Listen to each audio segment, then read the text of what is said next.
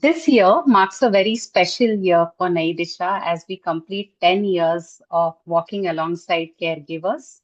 Caregivers, essentially parents, siblings, grandparents of young people and children with developmental disabilities. To mark this special occasion, we have a talk series of visionary leaders who have not just been caregivers but also change makers in the larger disability inclusion diaspora. I'm excited to welcome Firoz as my second guest to the talk series. So welcome, Firoz. Thank you so much, Prachi, for inviting me. Thank you. So Firoz is Senior Vice President at SAP. He is the head of SAP Academy. He's based in California. Firoz was also recognized as Young Global Leader under World Economic Forum in 2012, and he was also recognized as 40 under 40 in Economic Times in 2014. But more than that, Firoz is the founder of India Inclusion Foundation. In my mind, he has really been a global leader who has been talking so much about inclusion, accessibility, and empathy-based leadership. Um, and India Inclusion Summit is a very powerful platform which brings together change makers, activists in the disability discourse, and FSP is the work you are doing towards changing mindsets, Firoz. So, welcome once again. And anything you want to say before we start? No, firstly, thank you so much, Prachi, for inviting me to this series. Firstly, I'm very proud of the work that you've done. I've always believed that for any true change to happen at a large scale, at a societal level, you have to at least work on it for 10 years, at least. So I'm very proud that you've been at it for 10 years because I know it's an incredibly hard journey. So congratulations first on the 10th anniversary of Naidisha. You were an inclusion fellow in the year 2018. That's right. And I very fondly remember the time we spent together. I've been following the work that you've done. We've met. Hopefully, we should meet more often than what we've been able to do so far. But I've been a great admirer of the work that you've done. I've always looked up to you as really one of the um, very important uh, people in the disability space who's not only have the lived experience, but use that to serve the community. So I'm very proud of you. I just want to say that once again, and I'm very proud of the work you've done. And it's an absolute joy to be in conversation with you again. Thank you. Thank you so much, Firoz. India Inclusion Fellowship, in fact, was the first recognition that the work we do at Naidisha received. I must say that it opened my eyes to the larger disability discussion also. I was very focused on, and to a large extent, I still continue to be on developmental disabilities, on the caregiver work that we do, but this really opened my eyes to look at what's happening around. And in fact, I was thinking about it just 10 minutes before our call. You had asked me a question there that what was the moment when you thought of doing this? I think that was the first time I really articulated what led to this in a way that I had not done before. And the opportunity at the friendship circle really made that happen for me. So thank you again for the platform and really appreciate the work being done Thank you. um, at India Inclusion Foundation. Thank you. Uh, Thank you. No, it's uh, actually a great joy. I mean, the foundation work has really not just opened my eyes to the community at large, but I got to meet such incredible people. One of the secrets of the work that we do is that people sometimes give us way too much credit for the work that we do, and I say, secretly, I'm just getting to meet through the foundation and our work such outstanding people, which otherwise we wouldn't have ever met. And often it's the work through the foundation to getting to meet people like you that I get hope, that I feel that the world is a good place, especially in the times that we live in, Yeah, where sometimes you feel hopeless. But yeah, through this work, we get to meet such outstanding work being done by so many people around the world very silently because it's the right thing to do. So I'm so grateful that through the work of the foundation, I've met such amazing people. I completely resonate with you. Again, thanks for your kind words, but I completely resonate. The kind of people you meet while doing this work, the resilience and strength you see of people to keep going on. And it just amazes me that people can just focus on their own family, manage what they're doing in their life to earn a living. But people who go beyond that and truly try to make a difference, it's always amazing what really motivates them. So definitely all of us draw energy from each other. Yeah, absolutely. So, Firoz, you are a parent, of course, so you are a caregiver. Um, how has this journey of being a caregiver really shaped your perspective in your life and in the work that you do? Yeah, I think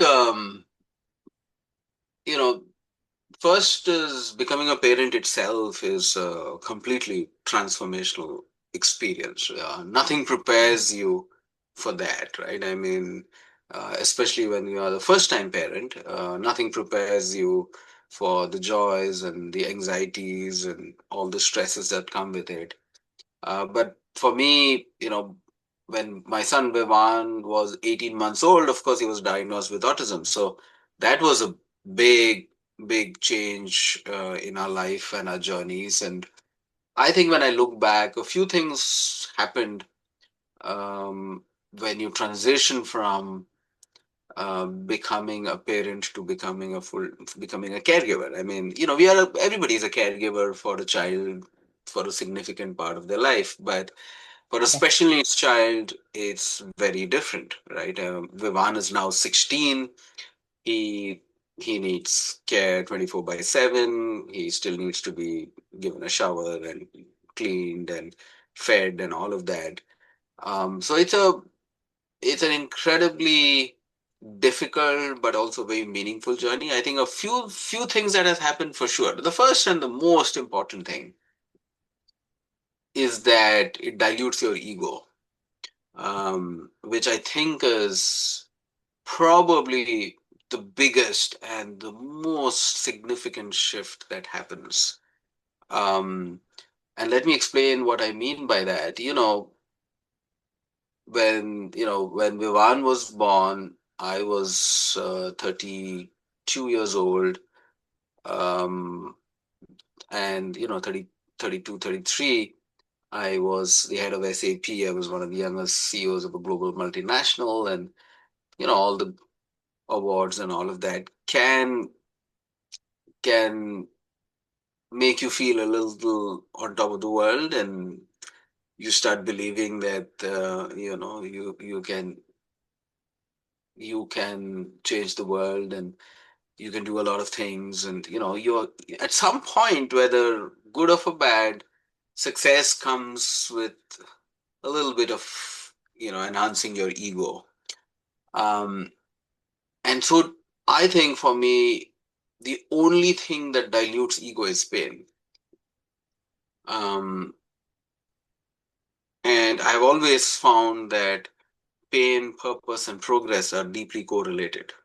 That most people who found their deep purpose has always found it through a painful moment. You don't find your purpose through great joy. I mean, this is across generations and history. And where the Buddha found his enlightenment was not because of was when he was a prince and all of that. It was when he saw pain is the journey of enlightenment started for him, right? So all transformations that has happened across the world at an individual level starts by understanding pain. So pain is core to finding your purpose, and then it leads to progress.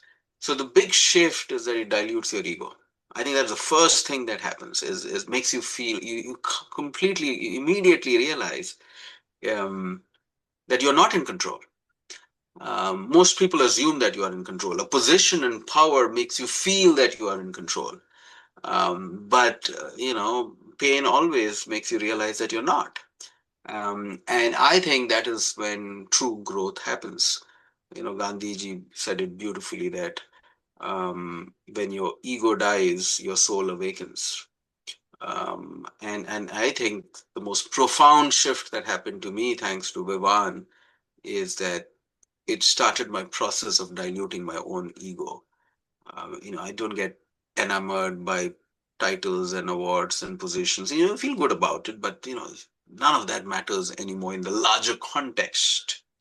So that's the first big shift that happens, but it's a journey, right? I mean, you will never achieve a state of zero ego. That's your end goal, but you still have ego, but you kind of keep it in check.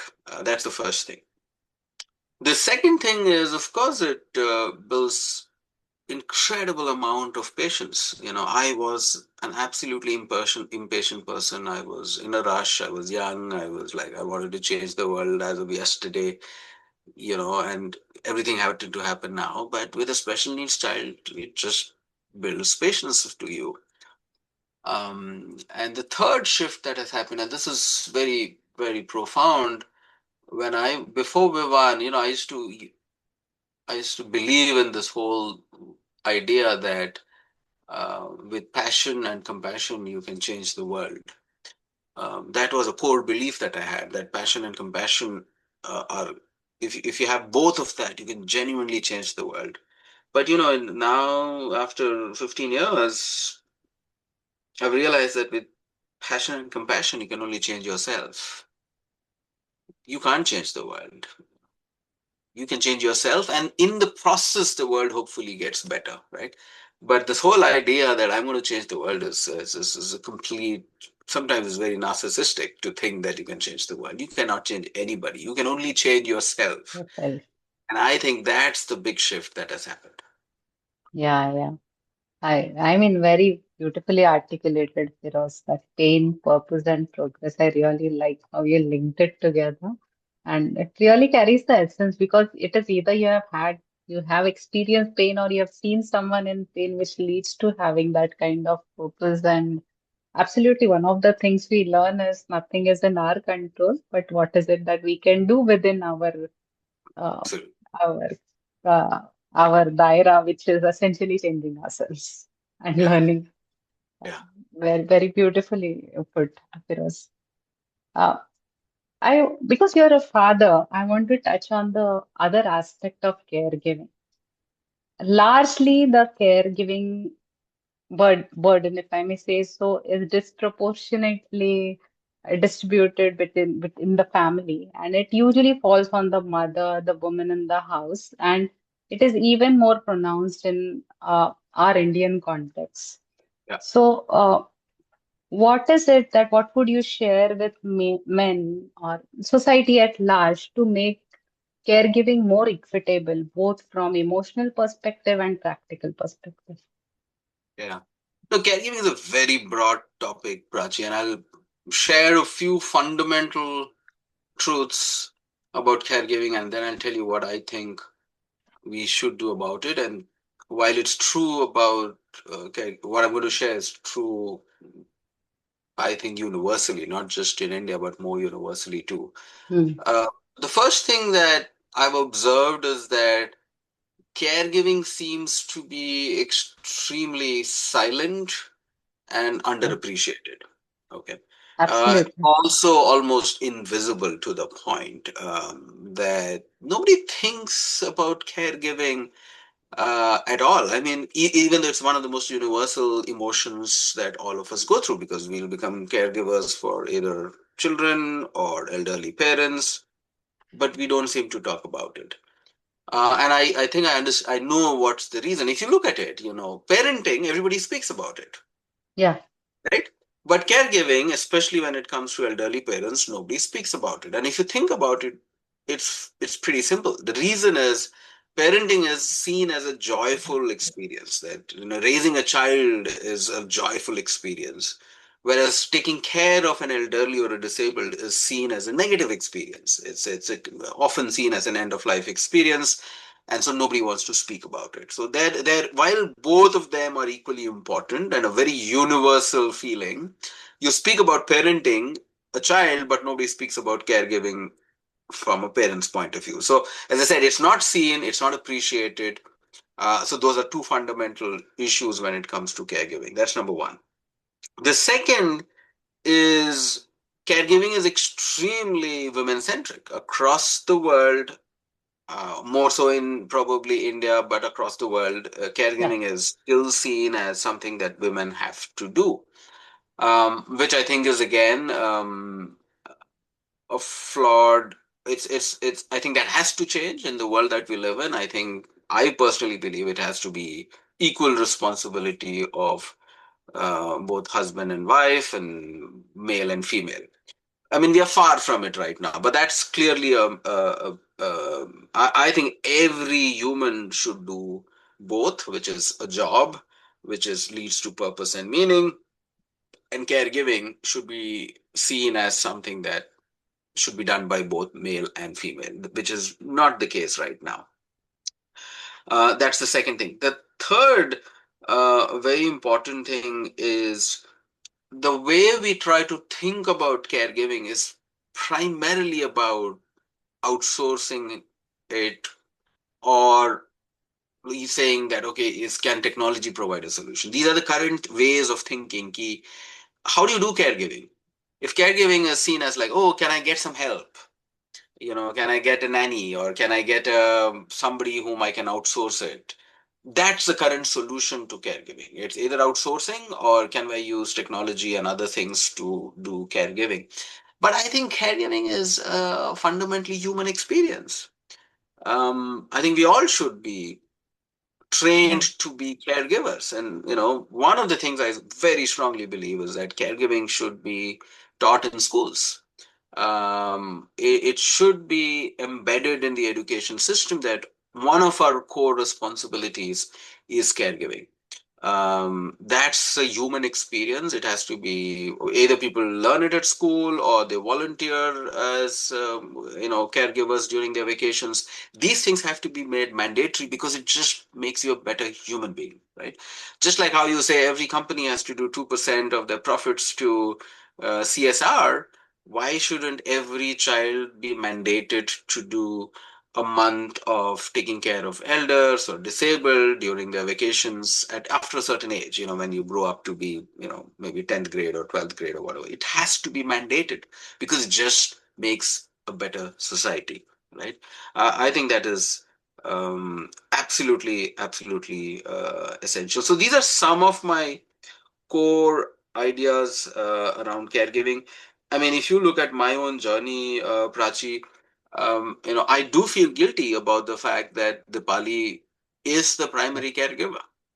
I mean, me and Dipali went to the same college. We were both classmates. She was a far better student, far smarter than I was. She was kind of in the top of the class. I was the bottom of the class. There is no reason for her to have not pursued and be successful from a career point. But she was the one to give up a career after Vivan's diagnosis to be a full-time caregiver, even though she kind of went part-time to do her work. But I was able to continue my, role in the corporate world and pursue my career while she was not able to do that. And I feel genuinely guilty about that often, that I wish I could do more than I could do more. I want her to be able to also have a career and find a meaning beyond taking care of Vivan, which, by the way, is also a very fulfilling activity. But I think we should live in a world where it's much more equitable, right? Where I am as much a caregiver as she is, and she also has a career as much as I have. I wish a day would come when those things are much more feasible and viable. And that can only happen if we start making these tasks much more visible and seen and respected and thoughtful and caring. Not, it will never happen if we keep it under behind closed doors. I think people should Correct. talk about it. And conversations are a starting point of this. And I see progress have been made. We are at least now more vocal about it. But I think more needs to be done. Yeah. Yeah. Uh, well, thanks for sharing that, Firoz. And you rightly said, a lot of times caregiving is looked at as something that can be outsourced. But in my opinion, it takes a community to be a caregiver. We have Yeah. this beautiful poster about how do you support a caregiver, which quite commonly is the mother, where everyone in the family, everyone in the neighborhood can play a role. A very small role, but it just reduces the caregiving Yeah. There's a beautiful responsibility. saying, right? It says it takes a village to raise a child. Yeah, But we don't talk about that in terms of caregiving for our parents. There yeah, is no language for that. Why do we just say it takes a village to raise a child? It takes also a village to raise an elderly person. correct. But we don't have that language. And those are the shifts that has to happen. Correct, correct, correct. Just taking this thought further, you have talked about inclusion in the corporate world, of course. But again, as you said, caregiving is not so much talked about. So, what is it that corporates can do? And you have been a leader, you have had the entire SAP India office, you ran the entire SAP India office. So, what is it that corporates can do to provide that support so that a mother does not have to leave her job and she's able to manage both? And not just the mother, how do we provide support so that caregiving can become equitable, even from a corporate lens? I think corporates have a big role to play, and I have seen the power of corporates as the head of SAP. You know, I really had the agency to drive change. One of the things that had the biggest impact, and I genuinely feel a great sense of pride, is the two programs that I started. One was the Autism at Work program, and the other was building a childcare center inside the SAP campus. Right. And building a childcare center for 200 working mothers and also fathers, of course, uh, was, I think, the most important thing that I ever did, because it meant that 200 mothers, mostly, and maybe a few fathers, could continue their careers because their kids were just inside the same campus as they Yeah. were. And so they didn't have to leave their jobs. We saw a dramatic decrease in attrition of working mothers because of the Ah, childcare center that we built. Before the crash, the childcare center was built, nine, 95% of the mothers who went on maternity leave never came back. After I built the crash, that number became the exact opposite. oh, wow. 95% 95% of the women who went on maternity leave actually came back to SAP after 6 months, because now they could leave their kids in the childcare center, which was next to them. So they didn't have to drive hours to go and check. They didn't have to worry about what if the child falls sick. It was just next to them. They could go during a break, during lunchtime, and take care of the child and see the kid and drop the kid while they came to the office, went during lunch, and took the kid back Yeah. home when it was so fundamentally, it was a completely new thing that happened. I'm talking about way back in 2011, 12. And I think that was the most important, and that's the role that corporates can play. A lot of times people think, oh, let me just pay some money, and I'll give another 5,000 rupees for childcare. That's not what matters. It's not the money. It's not the money. It is the fact that you genuinely care about your employees is what makes a difference. That's the first thing. The Absolutely. second thing, I think, but the same thing has to be done for um, for um, for Elder. caregivers too. Now what we are seeing, and I'm in that age, I'm 51. My parents, my dad is 84, my mom is 75, and so are my in-laws. They are also elderly, and now they need help too. And so I think you will find there are certain age brackets where the needs shift, right?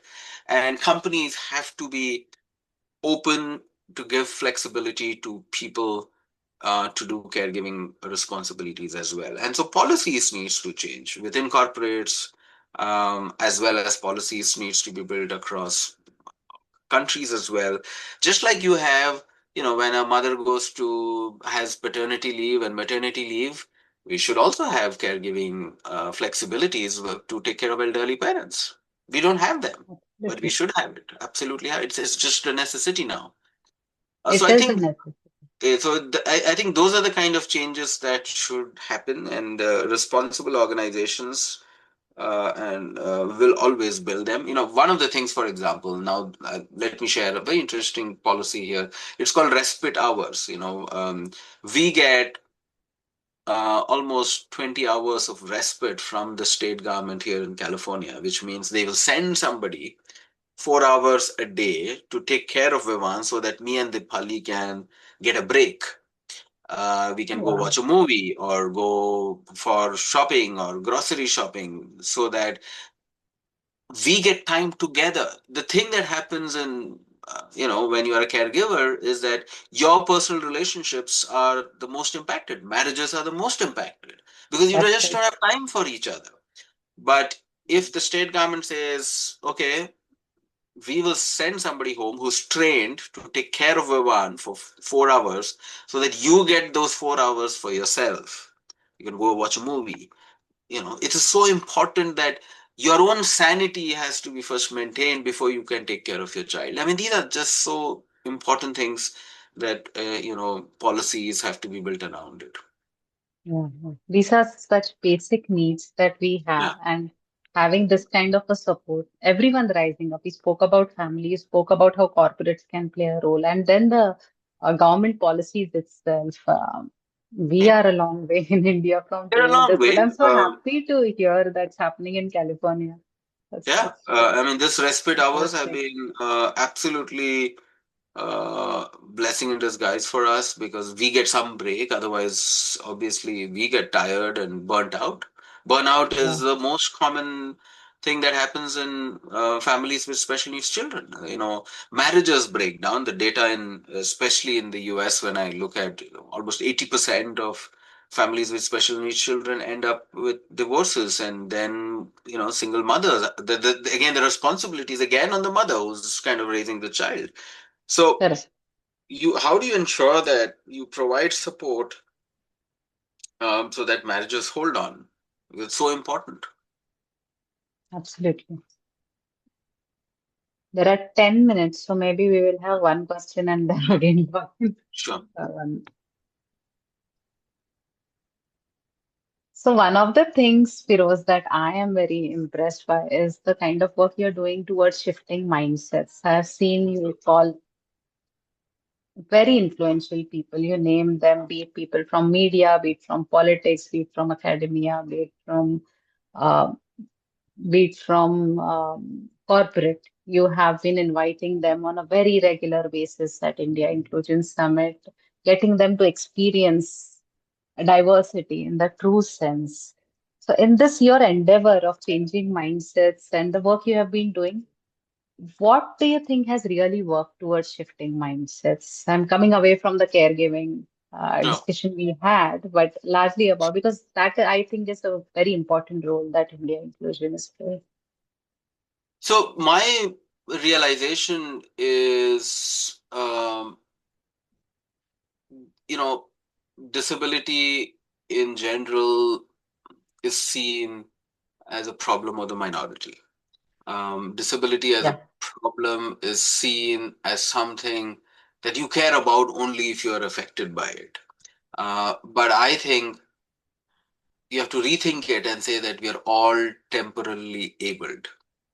yeah, We all will eventually be either become disabled or will have to deal with disability in our families, either because of old age or, God forbid, some situation can happen.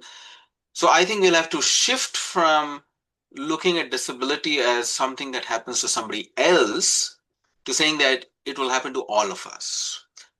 So that's the shift I've been trying to build, that don't think about disability as an othering problem. It happens to others. It doesn't happen to me until it happens to you, right?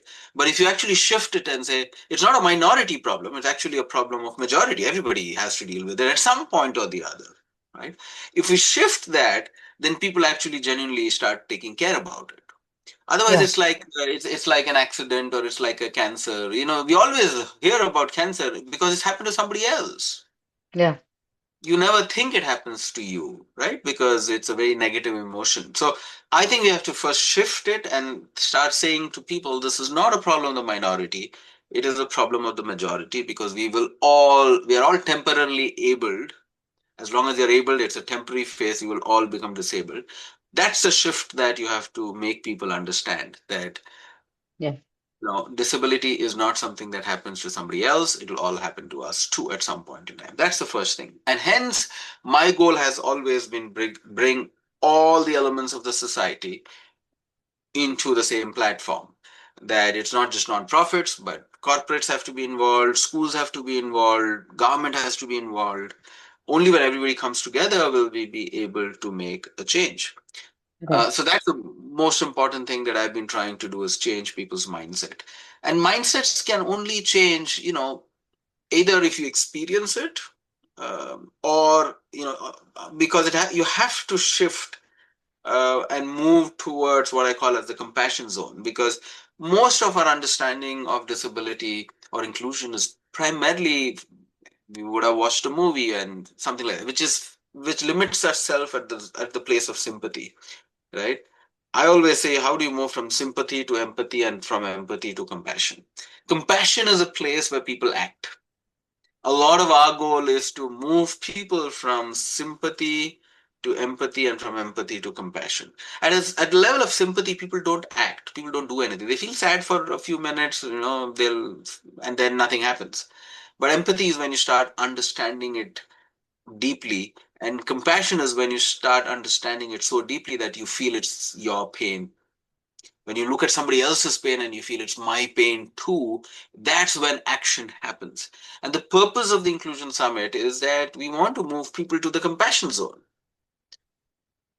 You can't walk out of it and say and forget about it. We don't want people to forget about it. We want people Yeah. to deeply be moved in a way that they start acting on it, because it is not a problem that only special needs people have to deal with. I think everybody has to deal with. So that's been our goal, is not just to change people's mindset, but to move them from sympathy to empathy and from empathy to compassion. Have you seen people really change in Oh this yeah. journey? Especially, I mean, I've seen how you have been able to mobilize a lot of corporates and Yeah. introduce Yeah. programs. But I'm Yeah. talking about when you have had influential people come in. I'm really curious, have they played a role? How have you Yeah. seen that shift happen? Oh, big shift, big shift. I mean, again, one is you shouldn't expect everybody to change. That's not Yeah, possible. fair enough. But even if one person changes, it's a huge progress. You don't know which person is going to do what in the long arc of time. You know, I think Martin Luther King said it beautifully that the moral arc of the universe is very long and it always bends towards justice. But the thing is, it doesn't bend towards justice on its own. Somebody has to pull it and bring it down, and so each of us have that responsibility of pulling it down towards justice a little bit, right? And I am, for me and my entire team of volunteers, most of them have no relationship with disability. Yeah, yeah. That was something I that had mean, impressed me big some time of them when I do, saw. but most of them don't. And I Yeah, think, and the reason they're so committed to it is because they have changed in the process. It's a volunteer based organization, so there is no incentive for any of them to show up, but they do yeah, show up because it means something to them. That itself for me is progress. So these are all people yeah, with no connection with disability, but they're all working for it almost selflessly to make a difference. So that itself is progress for me. And yeah, every person matters. Every person yeah. matters. Yeah, and you're right, Firoz. These are not the kind of changes we can really measure. I mean, it can be something as simple as somebody who has heard about this, who has attended the summit, or Yeah, any yeah, disability is scope, and just make space for a person or caregiver for 5 minutes when she's in the train. yeah, Literally, it can be that, and those are the yeah, small shifts that will happen, and we'll not be able to see them in as yeah. we. Yeah, I mean, I've been honestly, Prachi, I've received so many mails and messages from caregivers, parents. It it I mean, those are the things that keeps me going too, because it's an incredibly hard work. I mean, Yeah, the foundation work that we do have so many challenges. Funding is always an issue. There's so many other challenges that we have to face with. It is a huge amount of effort. But then, why do you do it? You do it because you feel that you've made at least one person's life a little better. People often ask me, what is success? And I've studied success for many years. I was been thinking about what is success, and how do you define success? And after speaking to so many people, leaders across the world, from presidents to Nobel laureates to CEOs to entrepreneurs, I finally came down to what Ralph Emerson said it beautifully, that to know that even one life has breathed easier because you have lived, that is to have succeeded.